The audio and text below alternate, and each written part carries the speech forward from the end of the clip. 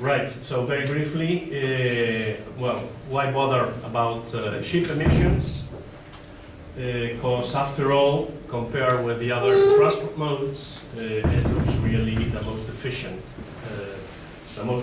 transport mode comparing grams per ton of kilometer. This is a good point, but of course there's a bad point about maritime transport. And that is, if you are not talking globally about emissions, but talking about specific emissions and specifically sulfur dioxide, then you see that maritime transport is not behaving really well. One could say that sulfur or SOx emissions is the Achilles heel of the maritime transport.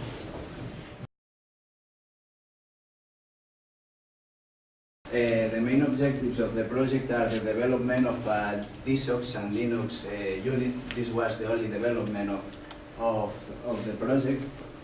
More specifically, we are talking about a dry scrubbing system plus a compact SCR. Additionally, some other existing technologies were assessed during the project. Technologies in order to reduce emission and fuel consumption. But to analyze or assess these technologies, what we needed to do is, first of all, create some models. And these models, we developed them into stages. First of all, simplified models to be able to assess the technologies initially, and then we developed holistic models of the ships in different scenarios. As Alberto explained, you have seen this diagram just a few minutes ago.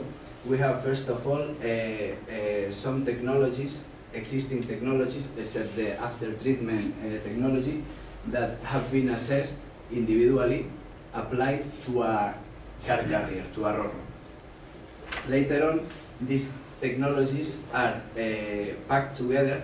Later on we will explain how this is done, and they are simulated with the models that are developed for the at sea, maneuvering, and port scenarios.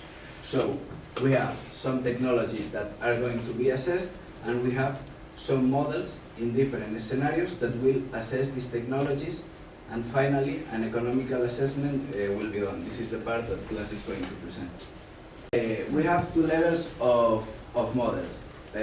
One that we call ship model, and the other one that we call most fleet model.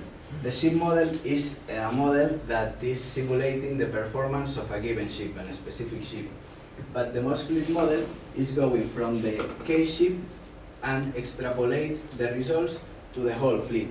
Maybe this is interesting for EU studies, like this one, but maybe this is more interesting for ship owners, for technical offices, some engineering companies that are interested in knowing the performance of the vessel during the operation. So now that I got all the data I need from Aitor, so I will put the data together and then make a calculus to evaluate the cost effectiveness of emission reduction technologies. What I will first do, I will describe how I do that. So in order that we are all on the same page, when I start doing that, I will just do one slide with a quick data overview, so that you all know what kind of data I get from the simulations from Aitor.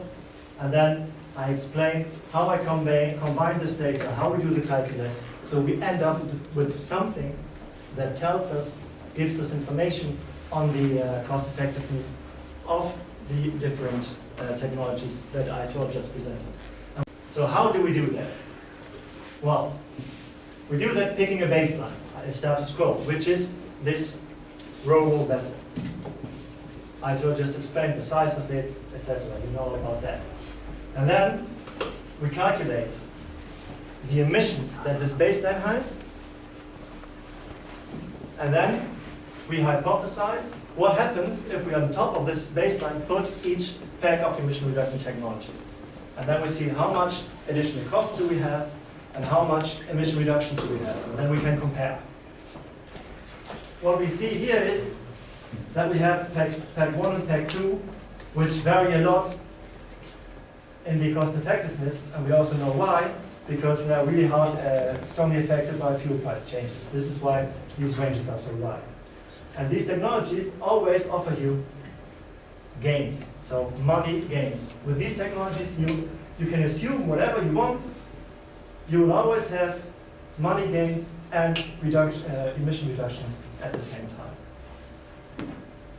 Then we have these three technologies that provide really large total emission gains, emission reduction per year. And among these, the LNG option is really superior to pack 4. So pack 4 is a group of after treatment, etc. So if you really need big emission reductions, then LNG is the better technology to choose. So now again, I can put you here these ranges for the different options. And the low sulfur HFO option, so the purple one, switching to an HFO with sulfur content of 0.1%, that is really expensive.